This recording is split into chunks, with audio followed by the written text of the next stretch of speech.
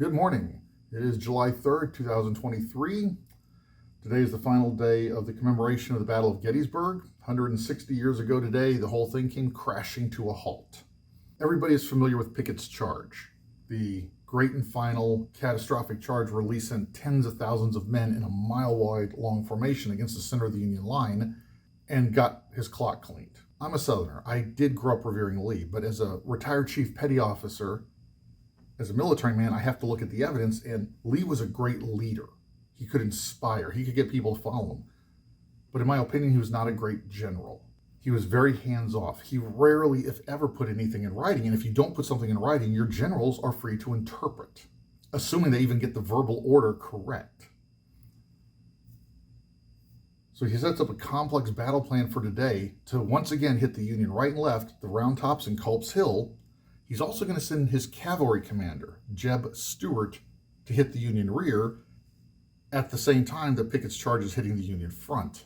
Because he didn't put things in writing, because he didn't send aides all over the place to make sure his generals were commencing operations when he wanted, and because he would go stay in one place, watch the battle, but not actually go back and forth himself either to see what's happening, his whole plan just fell apart.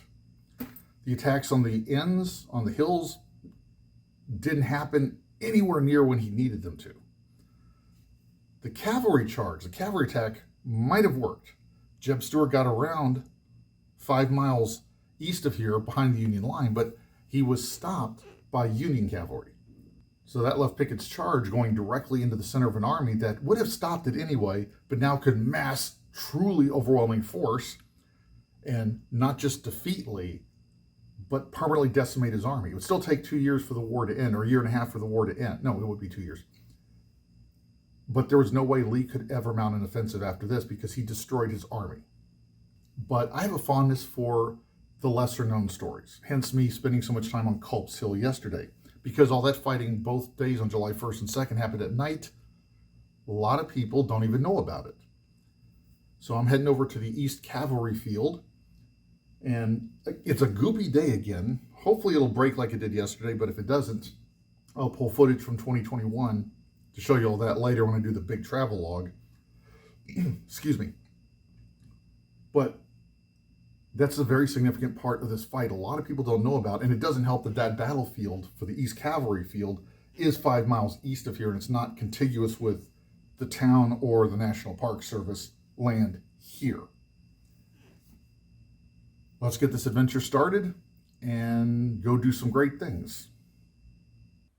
Alrighty, we are at the East Cavalry Field. Now at 11 a.m. on July 3rd, 1860, the Confederate cavalry under the command of James Ewell Brown Stuart, or Jeb Stuart, came racing across this field in an attempt to hit the Union line's rear, scare the hell out of them, splinter them, soften them up, so when Pickett's charge began at 1 p.m., the Union line would be fractured, broken, higgledy-piggledy. That's not a military term, by the way.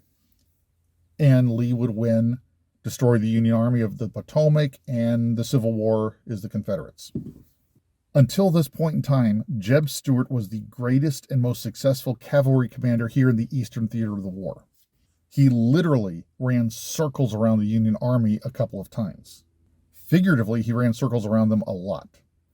That all began to change here. Union cavalry under General David Gregg intercepted Stuart's forces here on this field. It was a pitched battle. It was a close thing, but a seemingly reckless charge by a blonde-haired Union colonel under General Gregg caught the Confederates so off guard because it seemed like such a suicidal maneuver. Nobody would do it. All of a sudden, here this colonel and his men come doing it. It splintered the Confederate cavalry's lines and basically started a rout that forced them off the field and kept the rear of the Union line safe. Had Stuart succeeded here and gotten through to the Union lines, odds are it would not have changed the outcome of the battle. General Meade still had forces to spare. He still had units of the Army of the Potomac coming into Gettysburg today. That's how big the Union Army was. Excuse me, that's how big the Union Army was. but it would have been a very different story. Although I already criticized General Lee's battle plans and control of his army earlier, one thing I will say in his defense, again as a military man, in this time frame in the 19th century, there was no radio communication, there were no cell phones. So when this attack failed, Lee had absolutely no idea. He probably still would have ordered Pickett's charge, because he admitted on July 4th and July 5th, he admitted this was all my fault. He later admitted he thought he was on the right side. He thought he was on the winning side. He legitimately thought his army, the Army of Northern Virginia, was invincible. So a lot of things changed here at Gettysburg because of the Union victories. But even if this had succeeded, odds are it would not have changed the outcome of the battle. Oh, in case you're wondering about who that seemingly reckless yet heroic Union colonel was, he went on to fame, or should I say infamy, a few years later during the Indian Wars. He was a young braggart named George Armstrong Custer. All right, we're here at Pickett's Charge Field. It is just before 2 p.m. Now, at 1 p.m. on July 3rd, 1863, the Confederates started their cannonade. It was the biggest cannonade ever on North American soil. They bombarded the Union line for an hour. Now, the funny thing was the cannon traces, which is the backside of the cannon that hooks on the cart and also, as the cannon's tail, it sits on the ground, started digging in the ground. And there was so much smoke that the Confederate cannoneers couldn't see and to aim properly, and actually started overshooting the Union forces. So they were hitting the soldiers that were resting in the Union rear from fighting yesterday were now getting shelled. The Union fired back for a little bit, but then General Meade realized that cannonade was clearly preceding an infantry charge. So Union forces stopped firing. The Confederates thought that the Union guns were destroyed. They thought that it meant the Union line was fractured. Right about now, at 2 p.m., Lee's great grand debacle. Pickett's charge steps off, starts walking across a mile of open ground to hit the Union front. When they're about halfway across, the Union cannons open up and start punching giant bloody holes in their line. They get closer, all the Union troops they thought were decimated by their own cannonades stand up and start blowing them away.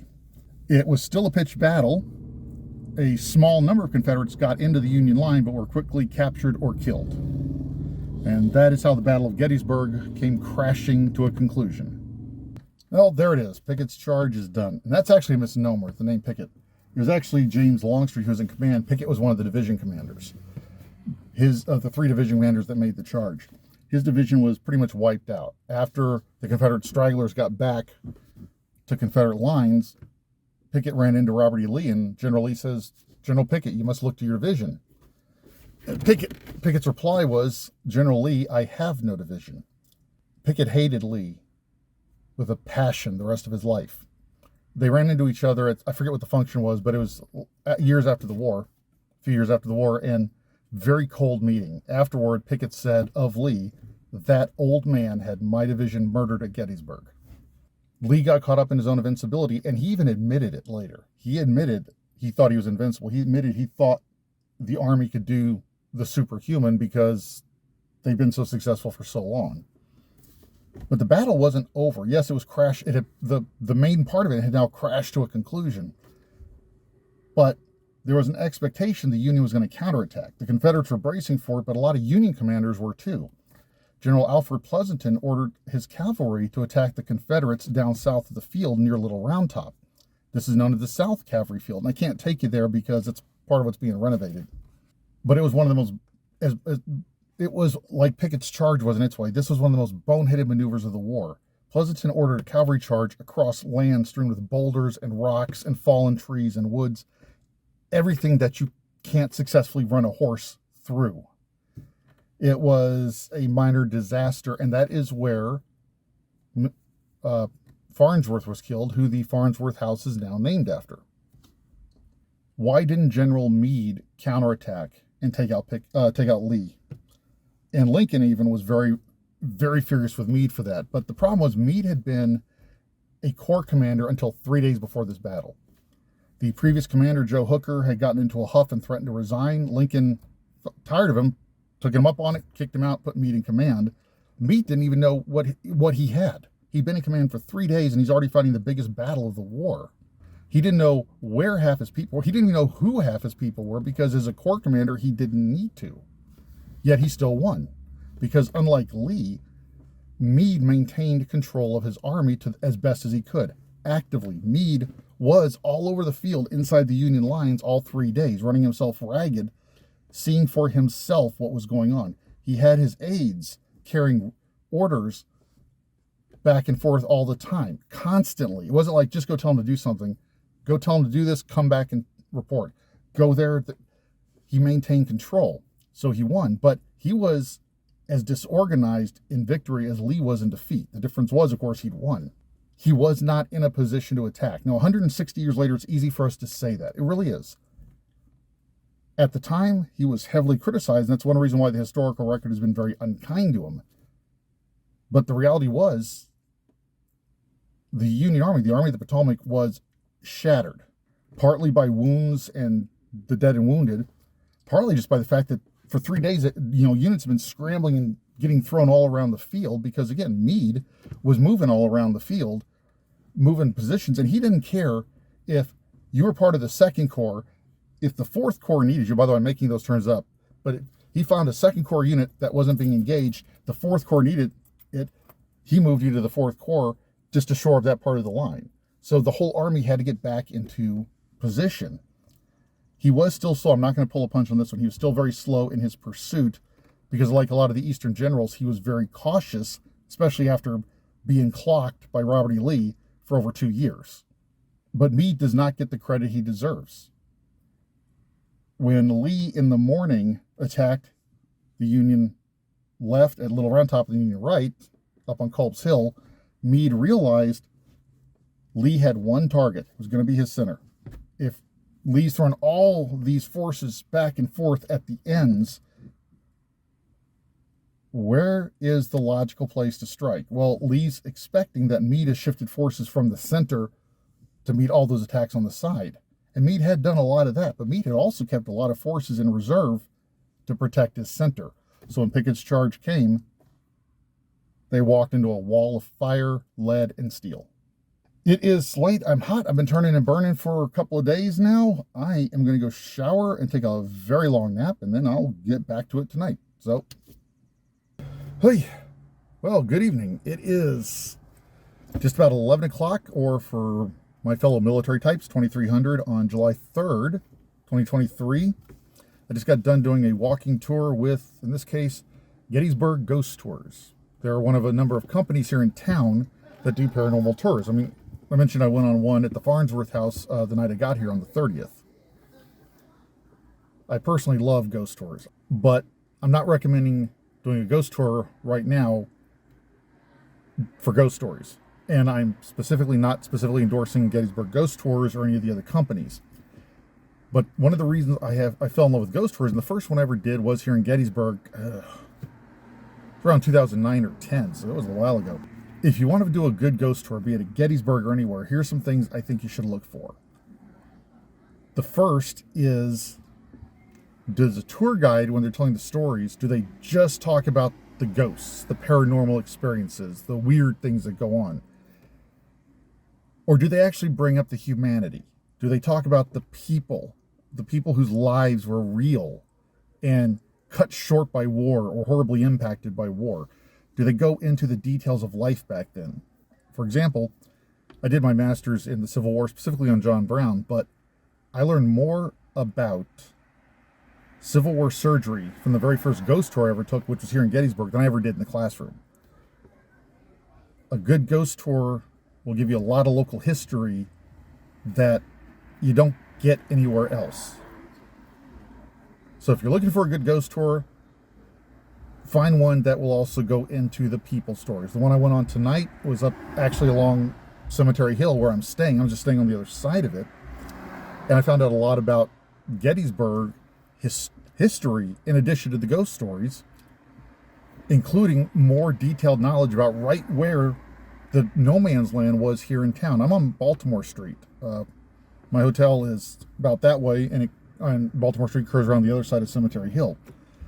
But Baltimore Street cuts over to Steinware back that way.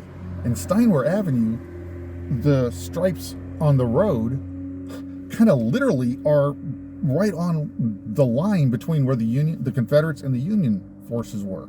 That's how close the fighting was here. There were thousands of soldiers buried just 10 feet off the road, mostly Confederate, but generally if they fell, they were buried right there.